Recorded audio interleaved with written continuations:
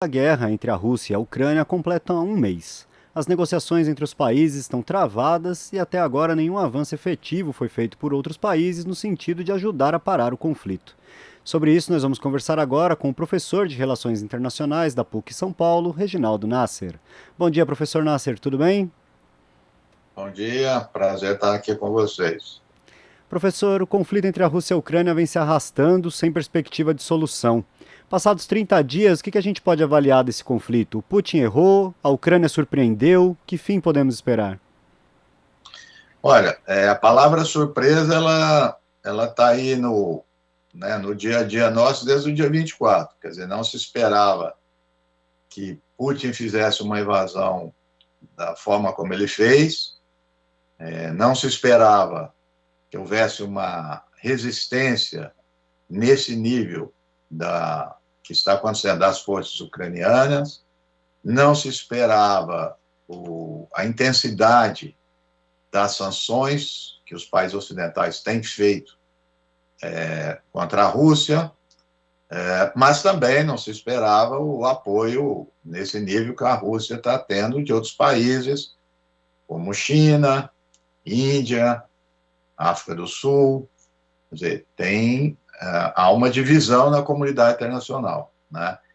Então, a situação no campo militar é daquilo que alguns chamam de guerra de atrito, guerra de fricção. Ou seja, a defesa ucraniana está conseguindo segurar o avanço dos Estados Unidos. Desculpa, da União, da Rússia, claro, contando aí com o apoio das armas norte-americanas e da OTAN, né? Mas ela não é suficiente para retirar as forças russas do território ucraniano. Então, aí está o impasse. Avança um pouco, retrocede, né? Então, aquilo que é uma guerra de desgaste. E a Rússia tem, nas últimas semanas, aumentado o ataque à infraestrutura ucraniana, atingindo seriamente a economia, como siderúrgicas, locais de abastecimento, né? Então, é um desgaste e, ao que tudo indica, essa guerra ainda vai prolongar por um tempo. Ontem houve três grandes reuniões, né? OTAN, G7 e União Europeia. A conclusão, em resumo, foram mais propostas de sanções contra a Rússia, até uma tentativa dos Estados Unidos de propor a expulsão da Rússia do G20. A OTAN, inclusive, anunciou que vai ampliar sua presença militar no leste europeu. São 4 novas unidades de combate na Bulgária, na Romênia, na Hungria e na Eslováquia. Como que o senhor avalia o resultado dessas reuniões? E essa ampliação da OTAN pode levar a uma nova escalada de tensões no conflito? Olha, eu acho que, em primeiro lugar, o nó está cada vez mais difícil de desatar. Pelo contrário, os principais atores aí, Estados Unidos e Rússia, vão puxando cada vez mais. Eu diria mais até os Estados Unidos, né?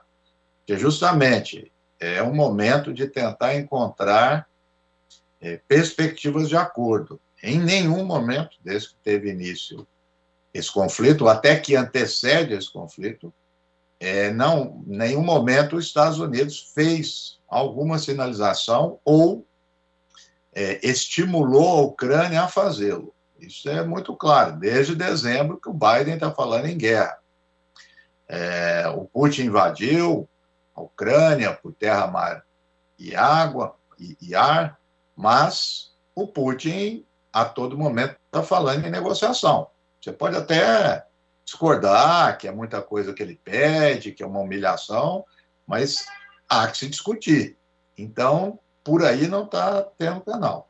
Eu acho que da OTAN, os Estados Unidos tentou, na verdade, equilibrar uma pressão muito grande para ter uma posição mais assertiva da OTAN, fornecendo radares ou até a chamada zona de exclusão, e os membros da OTAN, como os Estados Unidos, estão relutantes. Então, acho que essas medidas que você falou foi um pouco para dar o tom, que estão atentos, que não vão permitir a expansão do conflito.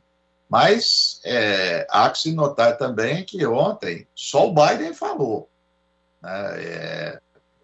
o Macron não falou, o Scholz não falou, a OTAN vai cada vez mais assumindo a face que é uma extensão dos Estados Unidos. Por outro lado, se eles não falaram também, não vou dizer que haja um racha, mas há dissidências, que eu acho que para o público parece que é uma grande unidade, um consenso. Se eu não me engano, o Scholz já declarou que está preocupado com a questão do gás, que isso vai repercutir na economia alemã, né? Então, é o prolongamento da guerra. Quer dizer, o posicionamento dos atores, eles vão mudando ao longo do conflito. Antes do conflito, durante, na extensão. Então, a gente não pode olhar a guerra apenas uma fotografia, né? É uma série de fotografias, ou seja, é muito mais um filme onde há certos reposicionamentos, né? Mas o fato é que, e isso é o preocupante, não tem, nesse momento, perspectiva de nenhuma negociação e nenhum acordo. Pois é, e o senhor destacou o posicionamento dos Estados Unidos, né, que na verdade agiu mais como um incentivador da guerra do que como alguém que estivesse tentando evitá-la. Mas também União Europeia, Reino Unido e do outro lado, aqueles que não colocam sanções à Rússia, mas também não necessariamente se posicionam a favor dela, a China, a África do Sul e Índia, ninguém se coloca como um patrocinador de uma solução negociada, né? Sim. A que o senhor atribui isso? Por que tem essa dificuldade? Que interesses que há em que o conflito permaneça, se é que há? Bom, a guerra é um fenômeno social muito complexo. Cada um que entra na guerra vai ter um fim.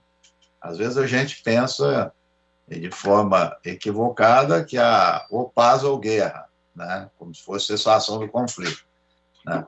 Eu diria que do lado dos Estados Unidos, né, empurrando a OTAN, cada vez mais fica claro que quer se atingir o regime russo. Isso que era feito de forma implícita, na última semana, vários artigos nos grandes jornais americanos, Washington Post, New York Times, analistas, pessoas influentes falando nisso, né? Então, é uma guerra como eu disse, de desgaste, mas cujo objetivo é atingir a Rússia. É só a gente olhar, na semana passada, as armas que os Estados Unidos, o dinheiro e armas que ele está enviando à Ucrânia. E são armas que não definem a guerra, ela prolonga. É o tipo de arma que ele está enviando. Até essa semana, o funcionário, um grande subsecretário de Defesa, que cuida da compra e da produção de armas para o Pentágono, disse que precisa estimular a produção, né? Então, tem esse objetivo. Do outro lado, entendo eu que a China, a Índia, a África do Sul querem, né, se contrapor com medo dessa hegemonia ocidental. Então, independentemente de prolongar a guerra, o paz, que eles não estão olhando diretamente para isso, é equilibrar a hegemonia, porque se eles também não se colocam do lado da Rússia, ou pelo menos não excluam a Rússia, a predominância é norte-americana. Então, isso está muito claro. Então, é uma reordenação das alianças e dos sistemas de poderes, na política, no âmbito militar e na economia. A Rússia agora diz que quer receber o gás, né, que vende em rublos. Já falou isso para a Alemanha. A Arábia Saudita estava vendendo petróleo em moeda chinesa. Então, veja, tem um reordenamento também na área econômica, nas finanças, no comércio, muito grande. A guerra está tendo repercussões muito grandes. Mas, para concluir, eu diria que o objetivo da Rússia, e não tem volta, isso não tem volta. Quer dizer, o Putin não está claro isso, ele não vai dizer agora vamos sair da Ucrânia. Possível. Então, precisa estar claro o que ele vai negociar. Até ontem à noite, hoje de manhã, eu procurei, não vi notícias, estava já indicando que a cidade de Mariupol vai cair. Só tem um pequeno local da cidade que ainda estava sob domínio das forças ucranianas. Se essa cidade cair, e a gente olhar no mapa, já vai fazer parte ali de uma faixa, uma longa faixa das repúblicas separatistas da região de Donbass, que vai até quase Odessa. Então, já se especula lá na Rússia, jornais russos, etc., que isso vai, se isso acontecer, vão declarar como uma outra região, né? Vai emendar a região, uma região separatista da Ucrânia. Eu estou falando isso porque isso aí vai aparecer na mesa de negociação. Então, como eu disse, à medida que o conflito vai evoluindo, os temas, né, os objetos de negociação também vão mudando. Pretensão de uns, de outros, mas parece que isso, como eu disse, essa guerra vai prolongar e é uma guerra de desgaste para todos, principalmente os ucranianos, não tem dúvida nenhuma. Mas acaba repercutindo na Rússia, com certeza, a economia da Rússia, repercute na Europa e principalmente nos países da periferia que vão sentir isso. Pois é, professor, e uma última questão, aproveitando que o senhor falou essa questão do gás russo, né, de que a Rússia passará a exigir que o pagamento do gás seja em rublos, a moeda do país. Uma das novas propostas do governo dos Estados Unidos para as sanções é bloquear as transações em ouro feitas pela Rússia, de forma a impedir ainda mais o funcionamento da economia do país. Como que o senhor avalia o atual momento da guerra econômica? A Rússia está conseguindo se esquivar dessas sanções ou ela está perto de um limite aí do que é possível suportar?